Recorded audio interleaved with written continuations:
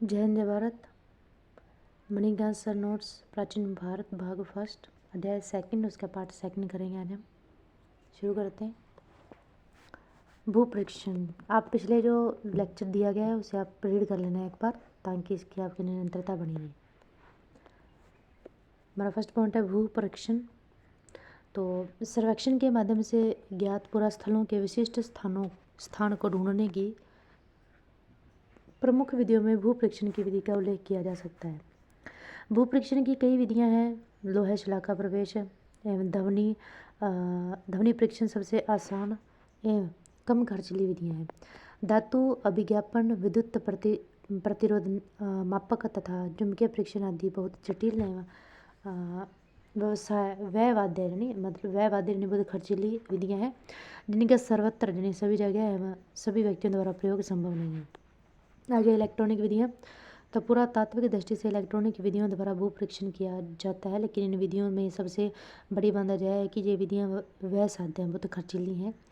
दूसरी कठिनाई यह है कि इलेक्ट्रॉनिक यंत्र सर्वत्र उपलब्ध नहीं है। इनके अलावा इनके परिचालन में पर्याप्त अभ्यास एवं बहुत अधिक सावधानी रखने की आवश्यकता होती है।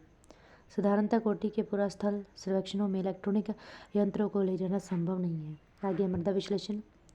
तो किसी स्थल की मिट्टी के रासायनिक विश्लेषण द्वारा भी पुरास्थलों की खोज की जा सकती है। मानव के आवास के परिणाम स्वरूप किसी स्थान की मिट्टी में प्राकृतिक रूप से विद्यमान फास्फोरस, नाइट्रोजन एवं कैल्शियम की मात्रा में वृद्धि हो जाती है। इन तत्वों की मात्रा का विश्लेषण करके पुरास्थल के अस्तव के विषय में जानकारी प्राप्त की जा सकती है। आगे सागर तल का सर्वेक्षण। भूमध्य सागर में यूनान एवं इटली के तटों के पास समुद्र में डूबे हुए प्राचीन जहाज़ों तथा उनमें लदी हुई पुरानिधियों को खोज निकालने में पुरातत्ववेत्ताओं को आशातीत सफलता प्राप्त हुई है। बैथिस केपलस नामक यंत्र की सहायता से इस प्रकार का कार्य आसानी से संपन्न किया जा सकता है। इस प्रकार उपयुक्त विवरण से स्पष्ट है कि पुरास्थलों की खोज की विधियों में निरंतर प्रगति हो रही है। परंपरागत विधियों में आवश्यक सुधार एवं यथेष्ट परिष्कार किए जा रहे हैं। इसके अलावा पुरास्थलों की खोज के कार्य में विज्ञान ने भी उल्लेखनीय योगदान दिया है। शासकीय, अर्ध शासकीय तथा सार्वजनिक संस्थानों ने समुचित आर्थिक सहायता प्रदान करके पुरास्थलों की खोज के कार्य को अधिक आसान बना दिया है। पूर्व निर्धारित योजनाओं में स्पष्ट पुरातात्विक समस्याओं के समाधान हेतु सुव्यवस्थित ढंग से पुरास्थलों की खोज का कार्य अब किया जाता है। तथापि खोज कार्य की विधियों में अभी भी परिष्कार की संभावना है। आगे पुरातात्विक उत्खनन। तो पुरातात्विक उत्खनन मानव के इतिहास की रचना करने में सहायक पुरावशेषों को खोजने की एक विशिष्ट विधि है। पुरातात्विक उत्खनन का उद्देश्य मानव के अतीत के संबंध में ऐसे तथ्य एवं आंकड़े एकत्रित करना है जिनके अध्ययन तथा विश्लेषण के आधार पर मानव के समग्र इतिहास की यथासंभव संरचना की जा सके। मानवगत पुरावशेषों को खोज निकालने की पुरातत्व में अभी तक जितनी विधियाँ ज्ञात हैं, उत्खनन की विधि उनमें सबसे महत्वपूर्ण है, क्योंकि इस विधि के माध्यम से प्राप्त पुरावशेष अपने पुरातात्विक परिप्रेक्ष्य में मिलते हैं। उत्खनन पद्धति का विकास कैसे होता है? 19वीं शताब्दी यानी ईस्वी के पूर्व तक उत्खनन अव्यवस्थित ढंग से होते रहे हैं तथा कतिपय क्षेत्रों में तो 19वीं शताब्दी ईस्वी और उसके बाद भी उत्खनन की मानक विधियों का प्रचलन नहीं हो सका। उत्खनन की विभिन्न पद्धतियों का क्रमिक रूप से विकास हुआ। प्रारंभिक उत्खननकर्ताओं का उद्देश्य समाधियों तथा प्राचीन टीलों को खोदकर पुरानी मूल्यवान पुरानिधियों को खोजना था। इसलिए स्थलीकरण आदि के संबंध में प्राय कोई विशेष ध्यान नहीं दिया जाता था। उत्खनन की विधियाँ देखें तो लंबवत अथवा ऊर्ध्वाधर उत्खनन, ठीक है, यानी वर्टिकल, और सेकंड है क्षैतिज उत्खनन। तो लंबवत तथा शैक्षिक उत्खनन देखें तो किसी पुरास्थल पर संस्कृतियों के क्रम को जानने के लिए लंबवत अथवा ऊर्ध्वाधर उत्खनन किया जाता है, 90 डिग्री के कोण पर। लंबवत उत्खनन का आशय किसी सीमित क्षेत्र में गहराई तक उत्खनन करने से है, जिससे उस स्थल की विभिन्न संस्कृतियों अथवा अवस्थाओं का समुचित अनुक्रम ज्ञात हो सके।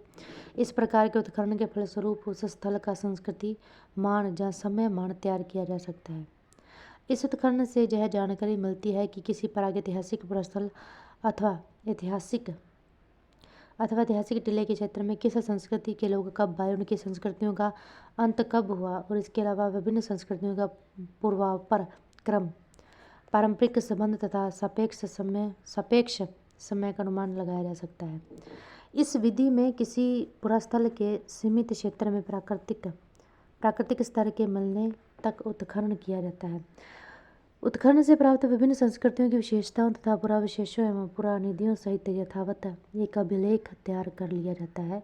कई पुरास्थलों के उत्खनन से यदि एक ही प्रकार का संस्कृति अनुक्रम प्राप्त हो तो हमें उस संस्कृति के विषय में अच्छी जानकारी प्राप्त हो सकती है, किंतु इस विधि के उत्खनन से पेशागत एक सीमित क्षेत्र में खुदाई होने के कारण किसी पुरास्थल अथवा संस्कृति की विस्तृत जानकारी नहीं हो पाती है।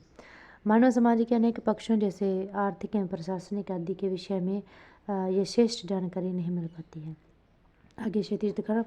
तो लंबवत या ऊर्ध्वाधर उत्खनन से जब किसी संस्कृति अथवा पुरास्थल का अनुक्रम ज्ञात होता है तब उसके समग्र स्वरूप के विषय में जानकारी प्राप्त करने की जिज्ञासा उत्पन्न होती है।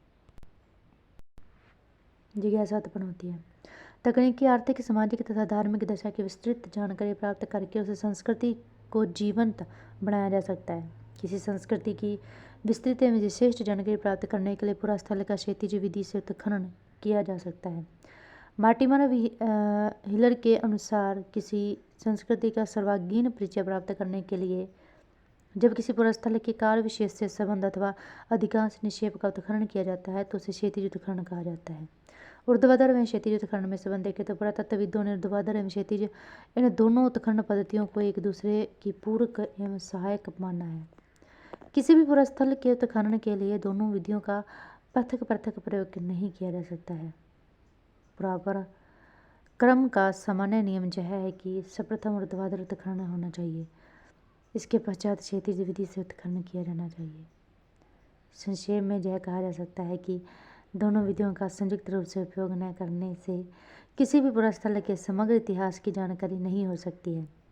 ऊर्ध्वाधर उत्खनन से जहाँ किसी पुरास्थल की विभिन्न संस्कृतियों का अनुक्रम ज्ञात होता है, वहीं दूसरी ओर क्षैतिज उत्खनन से संस्कृति अथवा सभ्यता की पूर्ण जानकारी प्राप्त होती है।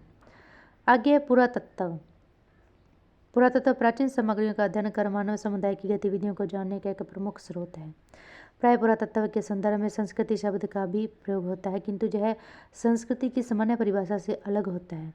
सामान्य परिभाषा में संस्कृति का अर्थ है जीवन पद्धति, मानव व्यवहार एवं दृष्टिकोण, किंतु पुरातत्व में संस्कृति का अर्थ सीमित होता है।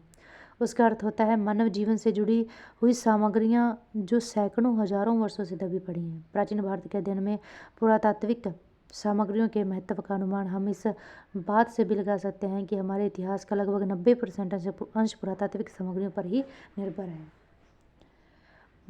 एक छोटे से अंश का विवरण ही हम साहित्यिक सामग्रियों के विवरण से पाते हैं, किंतु विडंबना यह रही है कि जिस काल के अध्ययन के लिए साहित्यिक सामग्रियाँ प्राप्त होने लगी उसके लिए पुरातात्विक सामग्रियों का उपयोग बहुत ही कम कर दिया गया।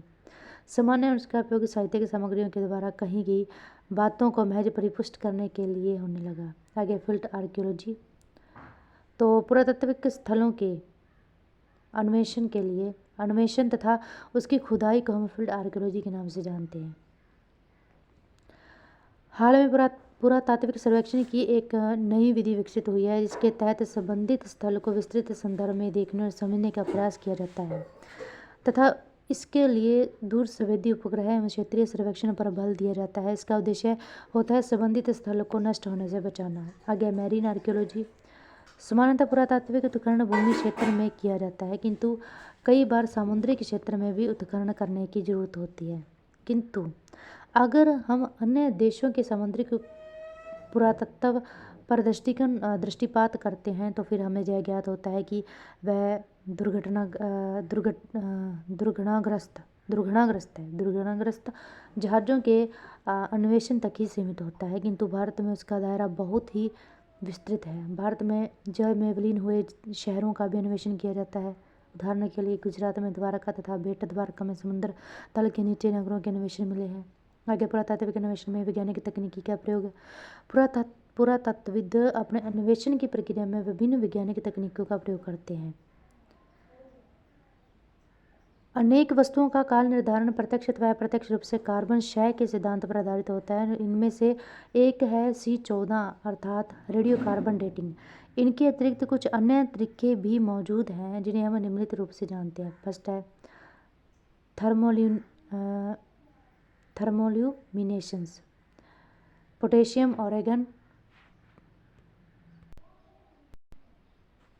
Organ, electronic spin resonance, uranium series and fission track dating.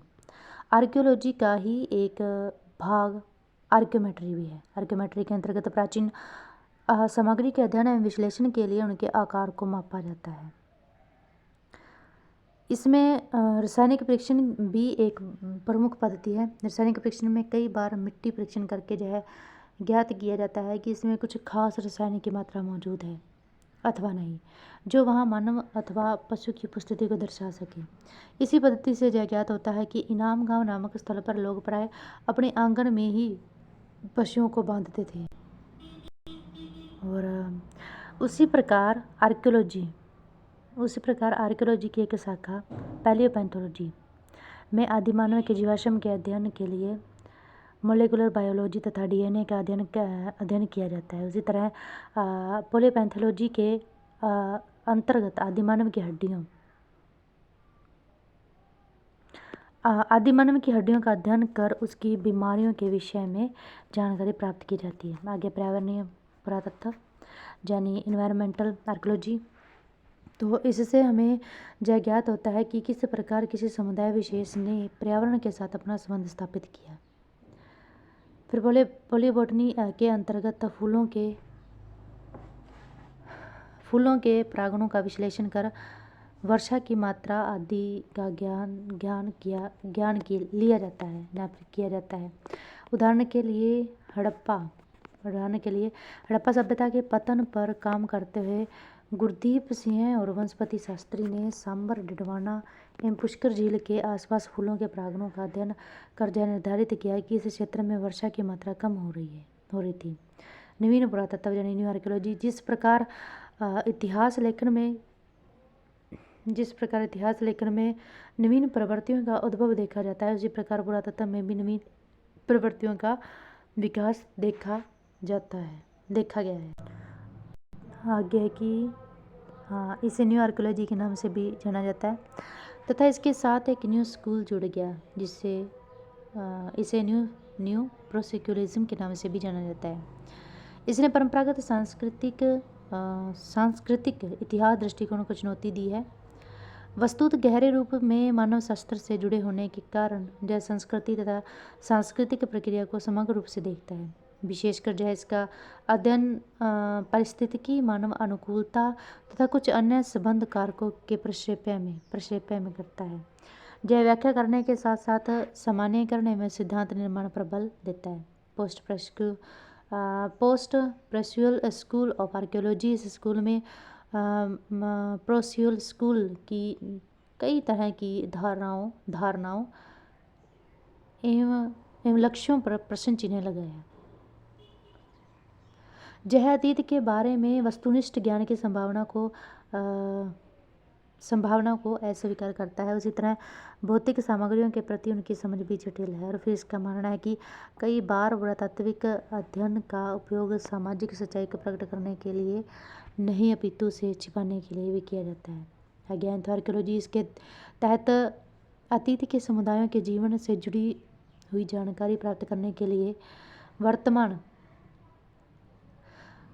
वर्तमान समुदाय के व्यवहार एवं गतिविधियों का अध्ययन किया जाता है। और फिर भारतीय उपमहाद्वीप एक ऐसा क्षेत्र है जहाँ परंपरागत विशेषता एवं पद्धतियाँ आज भी जीवित हैं। उदाहरण के लिए वर्तमान में गुजरात के खंभात क्षेत्र में कार्नेलियन से मणके बनाने वाली शिल्पियों का अध्ययन कर हड़प्पा काल के मणका निर्माताओं के उत्पाद एवं सामाजिक संगठन का अनुमान लगाने का प्रयास किया जाता है। किंतु जहाँ पुरातत्वविद को एक सावधानी भी बरतने की जरूरत है, लेकिन एंथ्रोपोलॉजी महज एक संभावना बताता है, यह यथावत चित्र उपस्थित नहीं कर सकता है।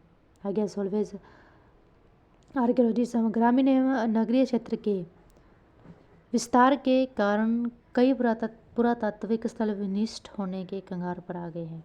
इसलिए साल्वेज आर्कियोलॉजी का उद्देश्य खतरे से ग्रस्त स्थलों की पड़ताल कर उन्हें सुरक्षित बनाना है। उदाहरण के लिए नागार्जुन सागर बांध के निर्माण के कारण 1954 से 60 के काल में नागार्जुन कोड नामक स्थल को सुरक्षित करने का प्रयास किया गया था। आगे प्राथमिक एवं द्वितीयक स्रोत। तो प्राचीन भारत के इतिहास के अध्ययन के लिए दो भिन्न प्रकार के स्रोत उपलब्ध हैं, पुरातात्विक एवं साहित्यिक। पुरातात्विक स्रोत अधिक प्रामाणिक है, तो साहित्यिक स्रोत अधिक व्यापक। साहित्यिक स्रोत से प्राचीन काल के सामाजिक सांस्कृतिक जीवन की विस्तृत सूचना प्राप्त होती है। साहित्यिक स्रोत दो प्रकार के हैं, प्राथमिक एवं द्वितीयक। प्राथमिक स्रोत उस लिखित प्रमाण अथवा भौतिक पदार्थ को कहा जाता है जिनकी रचना अथवा निर्माण उस काल में हुआ है जिस काल का अध्ययन किया जा रहा है। ये प्रमाण उसी काल से संबंध होते हैं तथा उस काल की किसी विशिष्ट घटना की आंतरिक सच्चाई को प्रकट करते हैं। प्राथमिक स्रोत में निम्नलिखित चीज़ें शामिल होती हैं, यथा मौलिक दस्तावेज, राजकीय रिकॉर्ड, पांडुलिपि, पत्र, जीवनी लेखन आदि। रचनात्मक लेखन, कविता, नाटक, संगीत, कला विशेष कलाकृतियाँ, मृदभांड, फर्नीचर, कपड़े, भवन आदि। द्वितीयक स्रोत प्राथमिक स्रोत से भिन्न होता है। वस्तुतः द्वितीयक स्रोत प्राथमिक स्रोत की व्याख्या और विश्लेषण प्रस्तुत करते हैं। अगर एक तरह से देखा जाए तो द्वितीयक स्रोत प्राथमिक स्रोत से एक अथवा कई कदम अलग होता है। द्वितीयक स्रोत में प्राथमिक स्रोत के चित्र अथवा उदाहरण हो सकते हैं। द्वितीयक स्रोत में पुस्तक, आलोचना, टीकाएं आदि शामिल होती हैं। प्राथमिक स्रोत शोधकर्ताओं को अपरिवर्तित तथा मौलिक सूचनाओं तक पहुंचाता है। प्राथमिक स्रोत शोधकर्ताओं से ये अपेक्षा रखते हैं कि वे मौलिक स्रोत से अंतर्क्रिया कर आवश्यक सूचना प्राप्त करें। दूसरी तरफ द्वितीयक स्रोत प्राथमिक स्रोत का संपादित एवं परिवर्धित संस्करण होता है। ये संबंधित विषय पर किसी अन्य के विचार प्रस्तुत करते हैं। छात्र एवं शोधकर्ताओं के लिए दोनों प्रकार के स्रोतों का महत्व है। आगे मेरा क्वेश्चन है कि प्राचीन भारत के अध्ययन में प्राथमिक एवं द्वितीयक स्रोत सामग्रियों के तुलनात्मक महत्व को दर्शाइए। सेकंड क्वेश्चन है कि प्राथमिक एवं द्वितीयक स्रोत सामग्रियों के स्वरूप में अंतर को स्पष्ट कीजिए।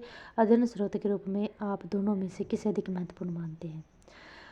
प्राचीन भारत के अध्ययन के स्रोत के रूप में कविता देखें तो ऐसा माना जाता है कि कविता मानव संवेदना की भाषा होती है। जो गद्य विचारों की प्राचीन काल के लेखकों ने मानव संवेदनाओं को अभिव्यक्त करने वाली उत्कृष्टतम रचनाएं छोड़ी हैं। वैसे तो वेद और उपनिषद काव्य रचनाएं ही हैं। सामवेद को भारतीय संगीत शास्त्र पर आरंभिक कृति मानी जाती है। फिर भी गुप्त काल तक आकर हमें संस्कृत साहित्य की उत्कृष्टतम काव्य कृतियाँ कालिदास की रचनाओं में मिलती हैं। उदाहरण के लिए मेघदूतम, ऋतुसंहार, कुमार संभवन एवं रघुवंशम।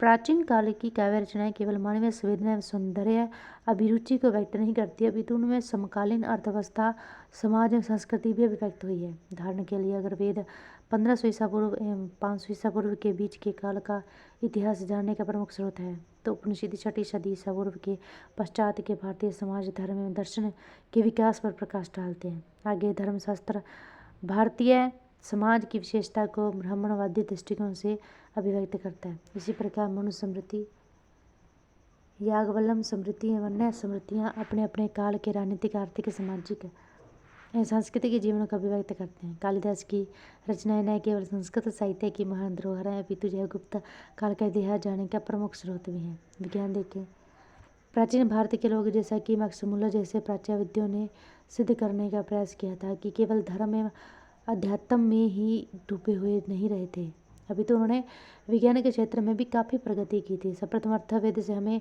यह सूचना मिलती है कि औषधि शास्त्र के क्षेत्र में वैदिक आर्यों को रुचि थी।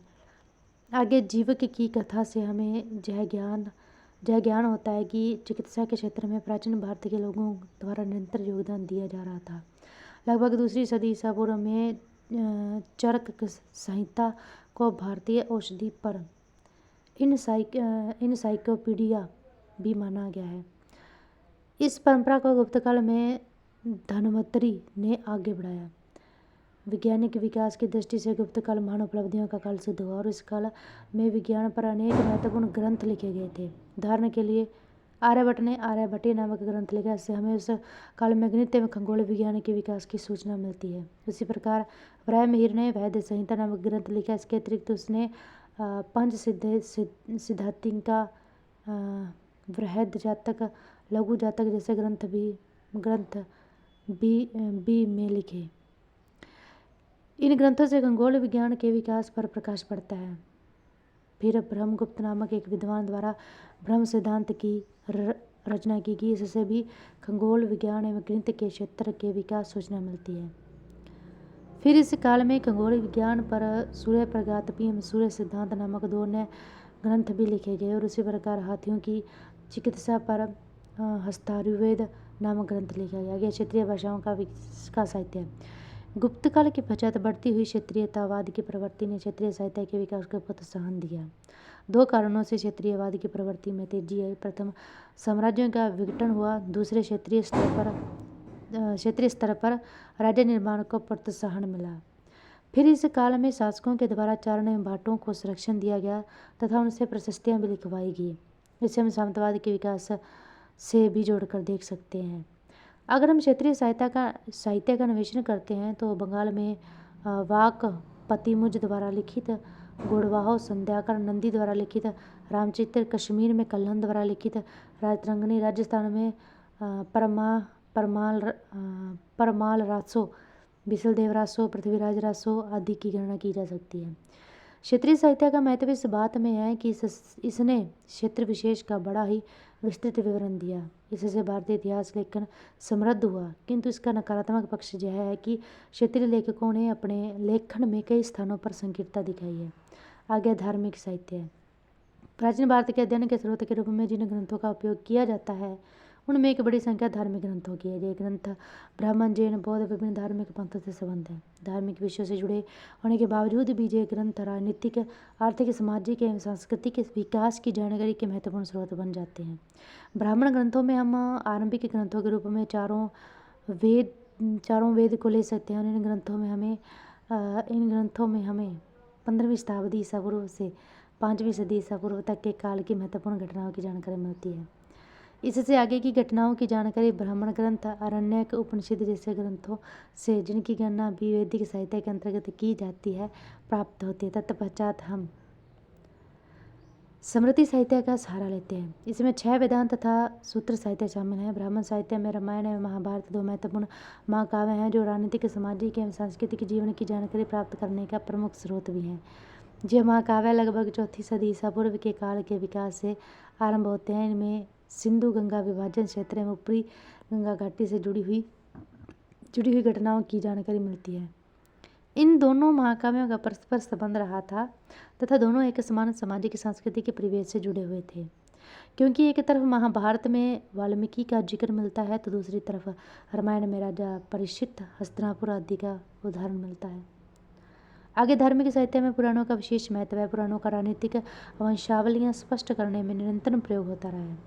हालांकि इन ग्रंथों में मिथक से इतिहास को निकालना थोड़ा कठिन है, क्योंकि पुराण सृष्टि के निर्माण एवं पुनर्निर्माण से आरंभ होता है। युग, महायुग, मनवंतर एवं कल्प में समय की गणना करता है। फिर भी कुछ पुराण ऐसे हैं जिनका अध्ययन स्रोत के रूप में अधिक महत्व है। उदाहरण के रूप में वायु पुराण, ब्रह्मानंद पुराण और हरिवंश पुराण, मत्स्य पुराण एवं विष्णु पुराण। इन पुराणों से प्राचीन काल के कुछ महत्वपूर्ण राजवंशों यथा हर्यक वंश, शिशुनाग वंश, नंद वंश, शुंग वंश, कण्व वंश, आंध्र सातवाहन वंश की चर्चा मिलती है। हाल में एक विद्वान के द्वारा पुराणों के विश्लेषण के लिए आर्थिक सामाजिक दृष्टिकोण अपनाया गया है। ब्राह्मण साहित्य के समानांतर बौद्ध एवं जैन साहित्य का भी विकास हुआ। आरंभिक बौद्ध एवं जैन साहित्य क्रमश पाली प्राकृत में लिखे हुए थे, किंतु आगे चलकर इनकी रचना में संस्कृत का भी प्रयोग होने लगा। पाली तथा प्राकृतिक भाषा जन भाषा के रूप में साहित्य को जन सामान्य से जोड़ देती है। बौद्ध तथा जैन पंथों के द्वारा पाली एवं प्राकृत का प्रयोग जन सामान्य से इन भाषाओं के जुड़ाव के कारण ही हुआ था।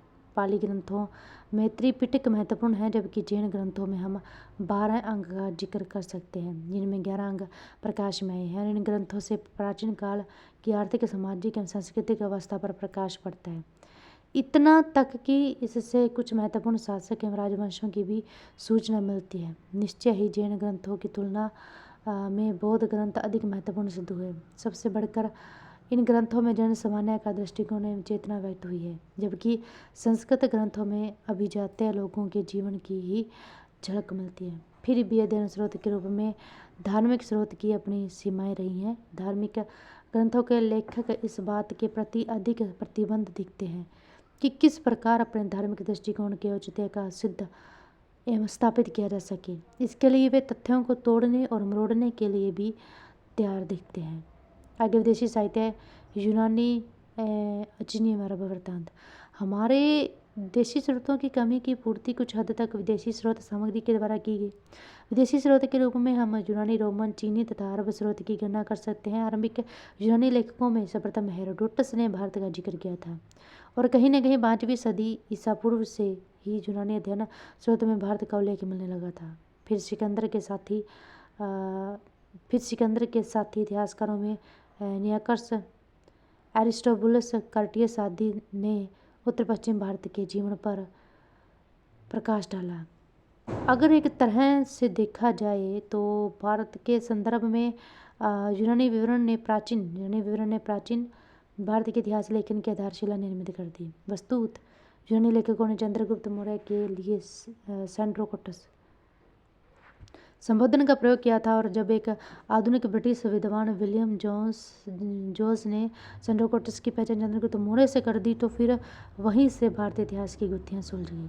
फर्स्ट पॉइंट है, साहित्यिक सामग्रियों का दृष्टिकोण कहीं अधिक व्यक्तिनिष्ठ होता है। दूसरे शब्दों में किसी घटना के विवरण में लेखक का निजी दृष्टिकोण उभर कर आता है। सेकंड है, धार्मिक साहित्य एक प्रकार के धार्मिक पूर्वाग्रह का शिकार होता है। थर्ड पॉइंट है, विदेशी विवरण में भी त्रुटियां बनी रहती हैं क्योंकि भारतीय परिस्थितियों की समझ न होने के कारण विदेशी लेखक तथ्यों का एक अवास्तविक चित्र उपस्थित कर देते हैं।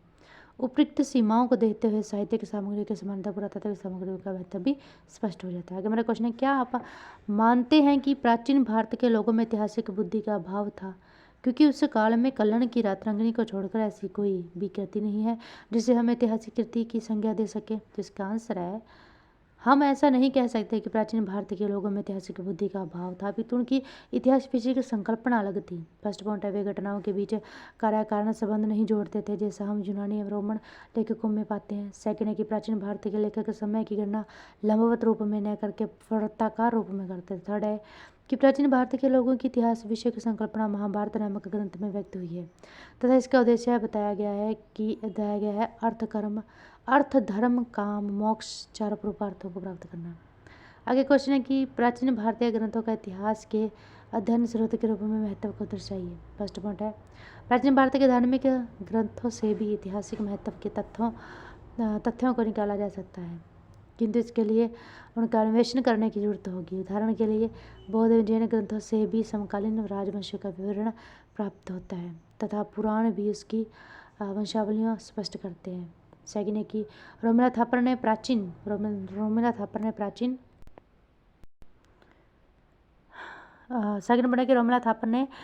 भारत के ग्रंथों को दो समूहों में बांटा है तथा उन्हें एम्बेडेड हिस्ट्री एंड एक्सटर्नलिज्ड हिस्ट्री का नाम दिया है। एम्बेडेड हिस्ट्री में काव्य एवं धार्मिक ग्रंथ आदि आते हैं जहाँ इतिहास मिथकों से लिपटा होता है तथा उनका अन्वेषण करने की जरूरत होती है। दूसरी तरफ एक्सटर्नलिज्ड हिस्ट्री में जीवनी लेखन, प्रशस्ति लेख आदि की गणना की जा सकती है जिनमें ऐतिहासिक घटनाक्रम मिलता है। प्राचीन भारत में अनेक ऐसे ग्रंथ मिलते हैं जहाँ हर्षचित्र, गुणवाह, कुमारपाल चरित्र आदि रचनाएं एक्सटर्नलिज्ड हिस्ट्री के उदाहरण हैं तथा इन ग्रंथों में प्राचीन भारत के लोगों का ऐतिहासिक बोध अधिक प्रबल दिखता है। मेरा क्वेश्चन है कि इतिहास पर कल्हण के विचारों का आकलन कीजिए। तो इसका आंसर है, प्राचीन काल के साहित्य में कल्हण की रातरंगिणी एक विशिष्ट रचना मानी जाती है।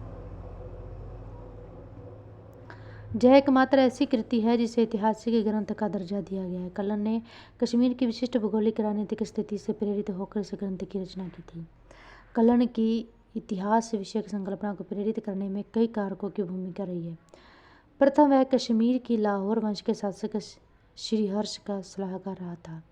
साथ ही वह मंत्री पुत्र भी था, इसलिए राजनीतिक सत्ता से उसे निकटता प्राप्त थी तथा वह उस काल की राजनीतिक पेचीदगियों को बखूबी समझ सका। दूसरे, श्रीहर्ष के बाद उसे कश्मीर के किसी दूसरे शासक का संरक्षण नहीं मिला। स्वाभाविक रूप से वह अधिक स्वतंत्र रूप से अपने विचारों को प्रस्तुत कर सका। भानुभट की तरह वह अपने स्वामी को खुश करने की बाध्यता से प्रेरित नहीं था। इतिहास पर कल्हण के कुछ निजी विचार थे। उनका मानना था कि लेखक को अपने लेखन में निष्पक्ष होना चाहिए, उसे पूर्वाग्रह से ग्रस्त होकर नहीं लिखना चाहिए। उसका दायित्व घटनाओं का यथातथ्य वर्णन और विश्लेषण है ताकि पाठक वास्तविकता से परिचित हो सके। फिर उसके लिए इतिहास के अध्ययन का अर्थ अतीत से सबक लेना भी है।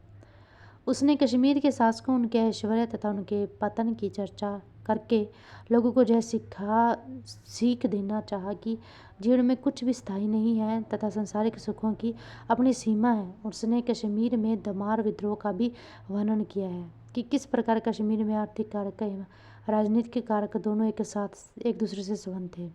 दूसरे शब्दों में उसने दमार विद्रोह का कारक ग्रामीण क्षेत्र में कुछ लोगों की आर्थिक समृद्धि को माना। उसके विचार में कुछ लोगों के पास इतना धन नहीं होना चाहिए कि वे विद्रोह पर उतारू हो जाएं। साथ ही उसने कश्मीर की तत्कालिक नौकरशाही की आलोचना भी की और यह सिद्ध करने का प्रयत्न किया कि विद्रोह को भड़काने में नौकरशाही की भूलें भी उत्तरदायी नहीं। कल्याण के लिए इतिहास लेखन वास्तविक तथ्यों का निरूपण था तथा विस्तृत अध्ययन सामग्री का अन्वेषण वास्तविकता जानने का साधन था। इसलिए कलन ने अनुश्रुति, लोक कथा, पूर्व काल में लिखे गए 11 ग्रंथ तथा राजकीय अभिलेखों का भी अन्वेषण किया। उनकी कृति भूवैज्ञानिक दृष्टि से आरंभ होकर 1148 से 1149 तक के काल के इतिहास को समेटती है। हालांकि कहीं कहीं उनकी इतिहास विषय की अवधारणा में कुछ दोष भी खटकते हैं। यथा अपने ग्रंथ के आरंभ में वह तिथियों के विषय में स्पष्ट नहीं है। उसी प्रकार उसमें उग्र क्षत्रियतावाद का तथ्य भी नजर आता है। और जब वह भारत के महान शासकों को कश्मीर से जोड़ने का प्रयत्न करता है, फिर भी इतिहास ग्रंथ के रूप में उनकी कृति अनुपम है। वह राज दरबार की घटनाओं के अंकन तक ही सीमित नहीं है, वर्ण में समकालीन समाज पर भी प्रकाश डालता है। आगे जूनराज एवं प्रज्ञाभट्ट शुक्ल जैसे लेखकों ने राजतरंगिणी लिखकर कल्याण की परंपरा को आगे बढ़ाने का प्रयत्न किया, किंतु उनके लेखन में वह विश्वसनीयता नहीं आ पाई जो कल्याण के लेखन में थी। आगे मेरा क्वेश्चन है कि शिलालेखों और सिक्कों की सहायता के बिना पूर्वकालिक भारतीय इतिहास का पुनर्निर्माण मुश्किल से ही संभव है। चर्चा कीजिए। यूपीएससी 2007 में क्वेश्चन आया हुआ है। तो प्राचीन भारत के इतिहास के अध्ययन में पुरातात्विक स्रोत के रूप में शिलालेखों एवं सिक्कों का अत्यधिक महत्व है। इनके माध्यम से हमें प्राचीन भारत के विभिन्न कालों पर प्रामाणिक जानकारी प्राप्त होती है। शिलालेख तथा सिक्कों के माध्यम से न केवल साहित्य के ग्रंथों के द्वारा दी गई सूचनाओं की परिपुष्टि की होती है, वरन इसके द्वारा कुछ नवीन जानकारियाँ भी प्रदान की गई हैं। प्राचीन भारत के इतिहास में कई ऐसे भी काल हैं जिन पर साहित्य के स्रोत मौन है, अतः हम सिक्कों और शिलालेखों के माध्यम से भी उन कालों की पुनर्रचना करते हैं।